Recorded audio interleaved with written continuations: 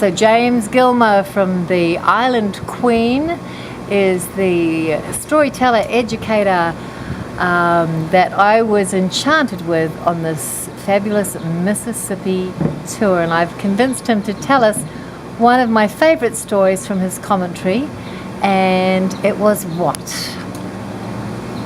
The story of a man named Tom Lee. The park over here on our left is named after an African-American man named Tom Lee, who became a national hero, who rescued the lives of 32 men, women, and children off of the steamer Norman, a vessel that had just been converted from steam into diesel, which means they put fuel tanks on the boat. That kind of costed the list a little bit one way or the other, but also she was carrying 75 engineers and their families out on the Mississippi River.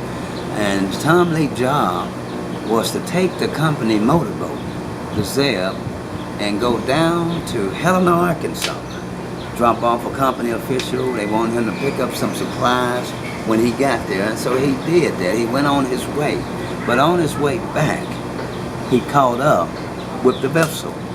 He passed the vessel, found himself coming up around a bend called Cow Island Bend. That's 15 river miles south of here. He knew that once he cleared that bend, he was not going to see that vessel again. So he decided, I'm gonna take one last look back. It was a good thing he did, because when he turned around and looked back, that's when he noticed that the vessel was sinking. The 75 engineers and their families on board that day. Now Tom Lee could have easily ignored it, could have went on back to his job, but he didn't. He just turned the motorboat around, went down the river, started pulling those people out of the water. Credited that night for saving 32 lives, men, women, and children. Now 17 of them managed to make it to the bank. 23 others, along with the crew, they died in the sinking. But he was a man that became a national hero that day because he pulled those people out of the water. Now 46 passengers that night came out of the water. Everybody was wet. Everybody was shivering. It was very cold that night. He had to figure a way. Now how do I keep these people warm? So Tom Lee came up with an idea. He started digging holes in the sand. He would dig a hole, take a body, put it inside the hole, cover the body up to their neck, dig another hole, put a body in it, cover them up to the neck. We're talking 46 bodies. Everybody put into a hole, everybody covered to the neck. Then he built a bonfire to keep the people warm. Now what happened was, the city officials, they looked down the river, they spot the fire that Tom Lee built. So they got to go down and investigate. Now can you just imagine what was running through their mind that night? When they got down to the shore, all they see is all these heads sticking up out of the sand. A bonfire, and here is this African-American man standing there. After this, can you imagine what was running through their mind? So I imagine this sight.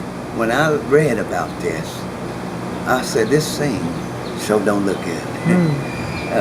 And it just didn't really look good that night. So by Tom Lee being an African-American man and all these, I said they might have thought he was some kind of mass murderer. But after they explained, the people explained to the city officials how Tom Lee really saved their lives, they was grateful. So the Corps of Engineers named the park in his behalf. So he'll always be remembered as a national hero for what he did on May the 8th, 1925. They still honor Tom Lee today for what he did on May the 8th, 1925. So when we have the Memphis in May Festival every year, a lot of people don't understand what that represents. But this is in honor of what Tom Lee had did on May the 8th, 1925. He will always be remembered as a national hero. Yay. Thank you so much, James. And if you want a CD with more of this fabulous commentary on the beautiful Mississippi River, then that link is right underneath this video.